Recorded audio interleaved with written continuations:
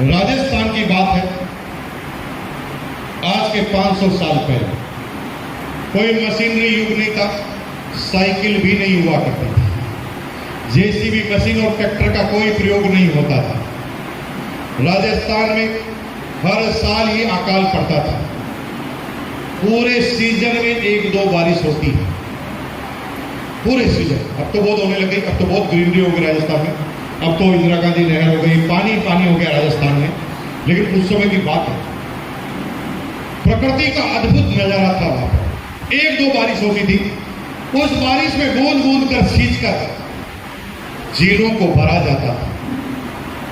मीठे पानी का सोर्स तालाब ही होता था।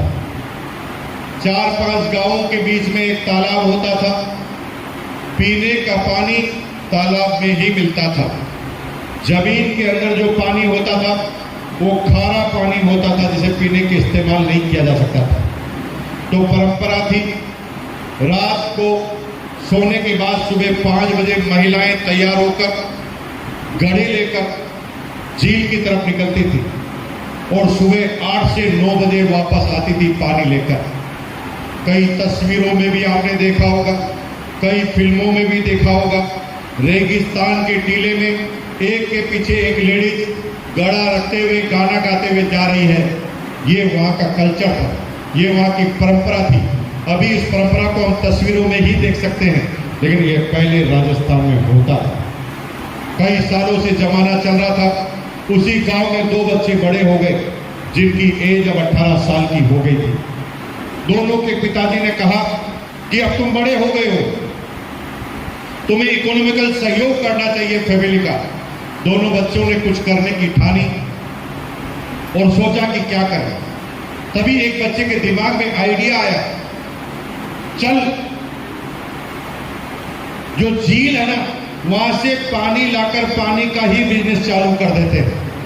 2 बकेट खरीदेंगे, गांव की लेडीज निकलेगी, उससे पहले पानी लेकर खड़े हो जाएंगे और जो ही वो पानी लेकर पानी लेने के लिए जाएगी, हम तेज चिल्लाएंगे, इतनी दूर काहे क्यों जाना, 1 पैसे में यहीं पर पानी ले लो। और उन्होंने ऐसे ही किया। गांव की महिलाओं को पता चला, महिलाओं वापस घर पर गई। घर पर उन्होंने अपने अपने पति को बोला, जिनके पति पैसे वाले थे उन्होंने परमिशन दे दी, पानी यही खरीद लो। फिर धीरे धीरे कल्चर बदलने लगा, पानी लोग गांव में ही खरीदने लगे। कल्चर ऐसा बार बार बदलता आया है। पहले मोबाइल अमीर लोगों के पास होता था, फिर मिडिल क्लास के पास होता था, अब लोअर क्लास के पास होता है, अब हर क्लास के पास होता है। पहले रोटी, कपड़ा और मकान मुख्य जरूरत की चीजें होती थी, अब है रोटी, कपड़ा, मकान और मोबाइल। ये 4 मुख्य जरूरत की चीजें हो गई हैं। हमारी कुछ बहनें हैं जिनका मोबाइल का डाटा पैक खत्म हो जाता है तो ऑटोमेटिक बीपी बढ़ जाता है। उन्हें लगता है कि जिंदगी से कट गए, कुछ समझ में नहीं आ रहा, मोबाइल नहीं चल रहा, क्योंकि ये जीवन की मूलभूत सुविधाओं में शामिल हो गया। अब बच्चे अमीर बनने लगे, पानी बिकने लगा। एकाधिपत्य था दोनों बच्चों का, लेकिन जब वो अमीर बने, अच्छे कपड़े पहनने लगे, तो पड़ोसी को पता चल गया कि ये अमीर पानी बेचने से बना है, तो उसने भी अपने बच्चे को पानी के मैदान में ही उतार दिया। That is the traditional business. जब एक पेड़े वाला एक गांव में हिट होता है, तो उस गांव में 100 पेड़ों की दुकान लग जाती है। एक लिट्टी चोखा वाला किसी जगह हिट हो जाता है, तो उस गांव में कई लिट्टी चोखे वाले पैदा हो जाते हैं। इसका मतलब यह है, ट्रेडिशनल बिजनेस का माइनस पॉइंट यह है कि तुम चाहे कितना भी बड़ा साम्राज्य बनाओ, एक दिन कंपटीशन में फंसने वाले हो। तुम तुम्हारे कंपटीशन में खुद ही फंसने वाले हो। गांव के 100 बच्चे पानी लाने लगे। पानी खरीदने वाले 50 आदमी थे, लाने वाले 100 आदमी थे। कंपटीशन पैदा हो गया। लोगों ने कहना लगा, ग्राहक को खींच खींच कर ले जाते थे और कहते थे कि 1 पैसे की जगह आधा पैसा ही दे दो, लेकिन पानी मेरा ही लेना। जिस व्यक्ति ने शुरुआत की थी जब उसने इस नज़ारे को देखा तो उसने अपना सिर पकड़ लिया और उसने कहा, अरे बाप रे, मैंने ऐसा क्या कर दिया। जिस चीज का आइडिया मेरे दिमाग में आया उसकी जिंदगी भर मुझे रॉयल्टी नहीं मिलेगी। ये रॉयल्टी मिलने की बजाय एक तो मैं खुद फंस गया हूं इस आइडिया की वजह से। ये मैं क्या कर रहा हूं? मुझे ऐसा कोई काम करना चाहिए कि जिंदगी भर मेरा जो है वो मेरा ही रहे और मेरे आइटम को कोई छीन कर न ले जा सके। तो दूसरे बच्चे ने कहा, क्या करें? तो पहले बच्चे ने कहा, यार एक आइडिया तो है। 5 किलोमीटर दूर जो मीठे पानी की झील है ना, वहां से हम एक पाइपलाइन बना देते हैं। तो पहला बच्चा तेज हंसा और तर्क देने लगा, दिमाग खराब है तेरा? 5 किलोमीटर है वो, 2 पहाड़ आते हैं बीच में, ऐसे कोई पाइपलाइन बन सकती है क्या? और बता, अगर ऐसे बन सकती थी तो हमारे बाप ने क्यों नहीं बनाई? दैट इज तर्क, और यही तर्क तुम्हें भी दिए जाएंगे। तेरा बाप पहुंचा रॉयल्टी पे? हाँ, रॉयल्टी पे पहुंचूंगा, जय आरसीएम। है तेरा दादा पहुंचा रॉयल्टी पर कभी? यही तर्क ट्रेडिशनल मार्केट में होते हैं और बच्चे को तर्क मिलने लगे। तो दोस्त ने कहा, मेरी बात पर बिलीव नहीं है तो सरपंच से पूछ ले। तो सरपंच को बोला कि ये बच्चा पाइपलाइन बनाना चाहता है। तो सरपंच ने जरूर सबसे पहले बाबा को बुला लिया जो झाड़ू फूका करता था। वो कहा, इसको जरूर कोई भूत लग गया है, भूत का साया है, पूरे दिन भर जय आरसीएम बोलता है, इसका झाड़ा निकाला। लोग बाग अलग अलग तरह की कहानियां उसके साथ करने लगे, लेकिन वो बच्चा मानने के लिए तैयार नहीं था। बच्चे के मन में कैलकुलेशन ऐसे एकदम फिक्स थी। 5 किलोमीटर मतलब 5000 मीटर, 1 मीटर भी रोज खोदे तो 5000 दिन, 5000 दिन मतलब 13.5 साल, और मेरी जिंदगी तो अभी बाकी है 25-40 साल। यानी मैं अपनी एक ही जिंदगी में ये पाइपलाइन खोद तो सकता हूं, लेकिन कुछ लोगों के पास पैसे से नहीं होता। मैं एक व्यक्ति को प्लान बता रहा था, प्लान बताते बताते पिन लेवल की बात हुई। मैंने कहा, स्टार सफायर बन जाओगे तो 20 लाख रुपए पर मंथ मिनिमम इनकम आएगी। तो उसने कहा, यार ये इनकम तो चाहिए। मैंने कहा, कर ले। वो कहा, कितने साल लगेंगे? मैंने कहा, 10 साल लगेंगे। उसने कहा, 10 साल? 10 साल के बाद तो मैं 50 साल का हो जाऊंगा। मैंने कहा, तू कुछ भी मत कर तो भी 10 साल के बाद 50 का ही होगा। तो करके हो जा मेरे भाई, बिना करे क्यों होना चाहता? उसने सोचा कि अगर 1 मीटर भी रोज खोदूंगा, यानी इतनी सी रोज खोदूंगा तो भी 13.5 साल में खुद जाएगा। और उसने खोदना चालू किया। लोग उसके ऊपर हंसने लगे। तुम भी जब टाई पहन के निकलते हो तो लोग हंसते हैं कि नहीं हंसते? ये आ गया जय आरसीएम है, बड़ा रॉयल्टी पे जाएगा। जब वो बाड़ा लेके निकलता था तो लोग भी हंसते थे। तो दोस्त ने पूछा कि पूरे दिन भर पाइपलाइन खोदेगा तो तेरे बच्चे क्या खाएंगे? तो उसने कहा, मैं फुल टाइम थोड़ी करूंगा, मैं तो पार्ट टाइम कर दूंगा। 2-3 बाल्टी तो पानी लाऊंगा, जितना खाना खर्चा निकलता उतना पानी लाऊंगा, और बाकी के समय में मैं पैसा इकट्ठे करने की बजाय इन्वेस्टमेंट करूंगा। और वो रोज खोदने लगा। खोदते खोदते खोदते खोदते 10 साल में उसकी पाइपलाइन कंप्लीट हो गई। कितने साल में? 10 साल में पाइपलाइन कंप्लीट हो गई। तो उसने ऐसी एक चेयर खरीदी। चेयर देना भाई, पानी देना अमित जी।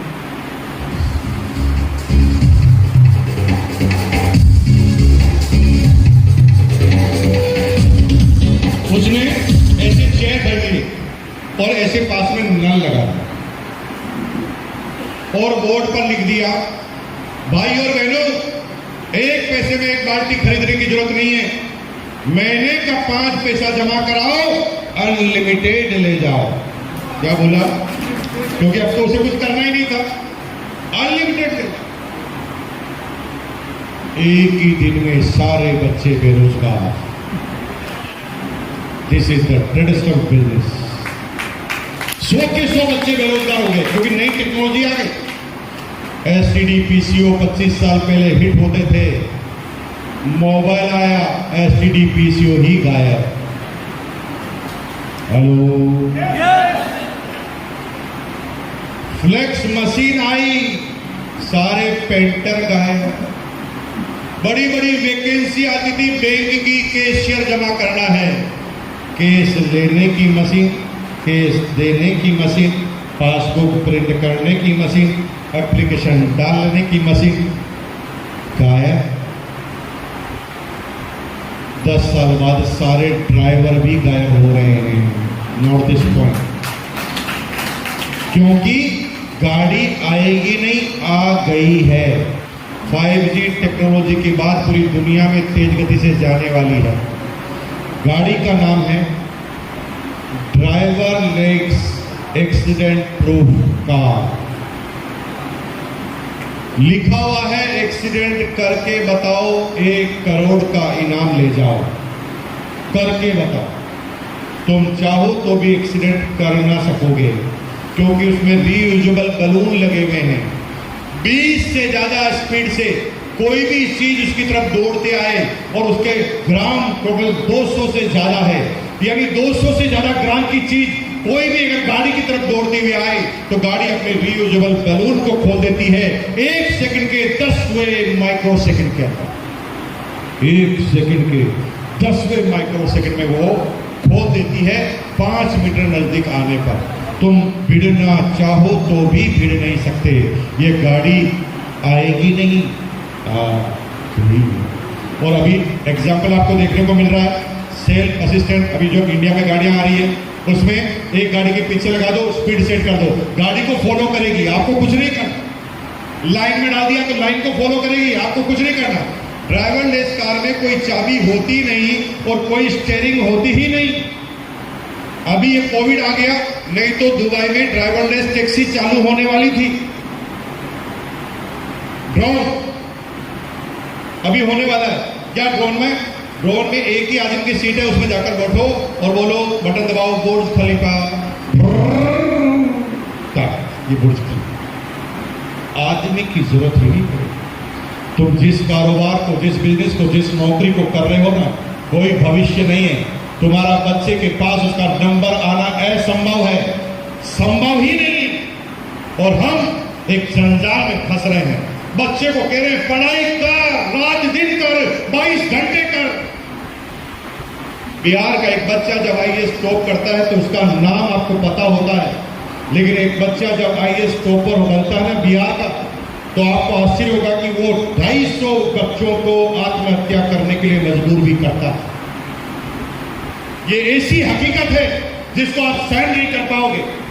हम अपने लालच के लिए बच्चों को कोटा में धकेल दिया, दिल्ली में धकेल दिया, बन जा आईएएस, बन जा आईआईटी इंजीनियर। सारे बच्चे इतने कैलिबर नहीं रखते और उसका नतीजा है कि वो इतने दबाव में आते हैं कि मर जाते हैं, आत्महत्या तक कर लेते। किन चीजों में धकेल रहे हैं? क्या कलेक्टर के अलावा कोई जिंदगी नहीं होती दुनिया में? क्या आईआईटी इंजीनियर के अलावा कोई जिंदगी नहीं होती दुनिया में? एक आदमी बताओ जो आईआईटी और कलेक्टर हो और दुनिया के टॉप पर पहुंच गया हो। दुनिया के टॉप पर तो आपके जैसे पागल और मेरे जैसे पागल ही पहुंचते, और दुनिया में ये जारी रहेगा पागलों पर पहुंचना। आईआईटी करके गूगल का सीईओ बना जा सकता है, गूगल का मालिक नहीं बना जा सकता। इस चीज को आप अच्छी तरह समझ लेना। गूगल का मालिक तो पागल ही है, और ये कंपनियां पागल खड़े करते हैं, ये नेटवर्क पागल लोग खड़े करते हैं, और मुझे मधुबनी के पागलों पर गर्व है।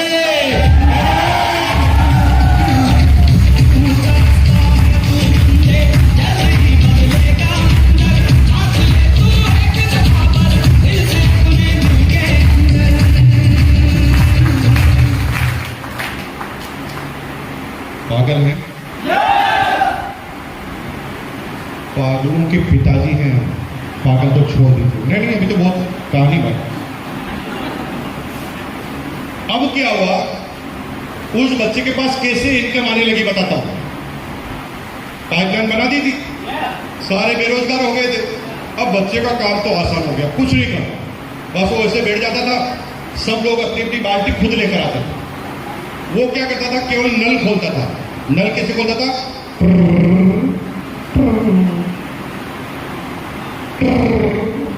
यानी जब भी बोलता था तब पैसे आते थे, और बोलता था पैसे नहीं आते थे। क्या करता था?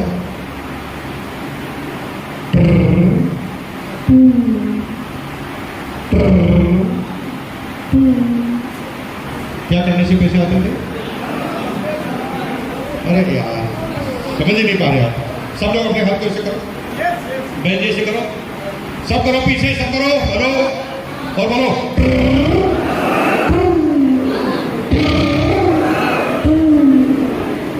थोड़ा सोचो कि इसे करने से पैसे आए तो लाइफ में कितना मजा है ना?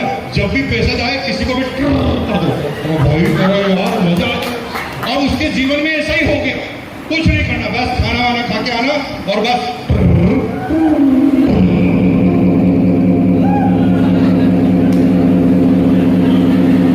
ये मेरी बात का श्रृंगार कर रहे हैं। अरे मैं जरूरत नहीं है भाई,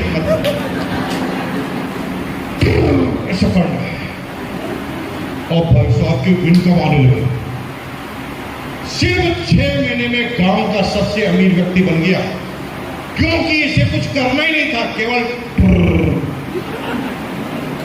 ऐसा करने से इनकम आने लगी। सारे गांव के लोग लेने लगे। तब उसका 3 किलो वजन कम हो गया, टेंशन के मारे। टेंशन ये थी कि मैं जब बूढ़ा हो जाऊंगा तो कौन करेगा? क्या बोला मैंने? जब मैं बूढ़ा हो जाऊंगा, मेरे हाथ पैर काम नहीं करेंगे तो कौन करेगा? ये तो मेरे बच्चों पर ही निर्भर होना पड़ेगा, और मेरे बच्चे के अगर हाथ नहीं रहे तो कौन करेगा? बहुत भारी टेंशन में आ गया। तभी उसने गांव में दूसरा बोर्ड लगाया, भाई और बहनों, अब बार बार चौराहे पर आकर पानी खरीदने की जरूरत नहीं है। 10 पैसा महीने का दो, पाइपलाइन को अपने ही घर पर ले जाओ और खुद ही करो। और बाप रे, अब गांव में कोई भी कभी भी करता था, उसको पैसे आते तो उसको करना ही नहीं। वो किधर भी घूम रहा, चल रहा, खा रहा, पी रहा, कोई भी रात को 2 बजे भी करता, उसको पैसा आता। और बाप रे, ये क्या हो गया? देखते देखते पूरे एरिया का अमीर आदमी। अब उसके पास खूब सारे नौकर चाकर, धन दौलत सब कुछ हो गई। तो पड़ोस के गांव भी आए, तो कहा सर हमारे यहाँ पर भी पाइपलाइन भेज दो ना, हमें भी करना है। देखते ही देखते उसने आसपास के गांव में भी पाइपलाइन भेज दी, शहरों में भी पाइपलाइन भेज दी। लोग करते थे, उसके घर में इनकम आती थी। और भाई साहब वही इनकम आज हमारे घर में चालू हो गई है।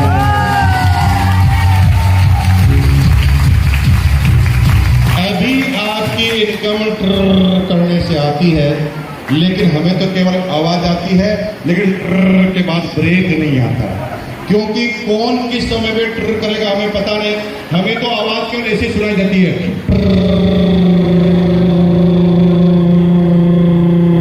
क्योंकि कौन कब दबा रहा हमें क्या पता है। अब आसार में कोई 4 बजे दबा देता है, किसी को रात को 2 बजे भूख लग जाती है, कोई चावल खाता है, नमक खाता है, नमकीन खाता है, बिस्किट खाता है। कब जाकर कौन किसके कौन करेगा? हमारे को इनका भारी कोई रोक नहीं सकता। हेलो, वो काम है। पिछले 2 घंटों से बातों में लगा रखा है आपको। हमने 2 करोड़ रुपए का तो कर लिया। 2 करोड़ पीवी का माल तो बेच दिया है आपको बातों पे लगाकर, और हमारा को कुछ नहीं करना। लोग अपने अपने घर में वो नमक खाए तो हमारा हो जाता है, खुद का भी हो जाता है। वो नमकीन खाए तो हमारा भी होता है, उनका भी होता है। दोनों के बीच में जितने भी लोग हैं उनका सबका होता है। ये टेक्नोलॉजी आ जाए तो गजब हो जाए भाई साहब, और ये काम हमारा हो जाए। अब जिसको पाइपलाइन बनाकर करना है वो हाथ खड़े करें, दोनों हाथ खड़ा करें, दोनों हाथ। अब देखें कि कोई ऐसा पड़ोसी है जिसने हाथ नहीं खड़ा किया है, तो प्लीज उसको खड़ा कीजिए, उठाइए और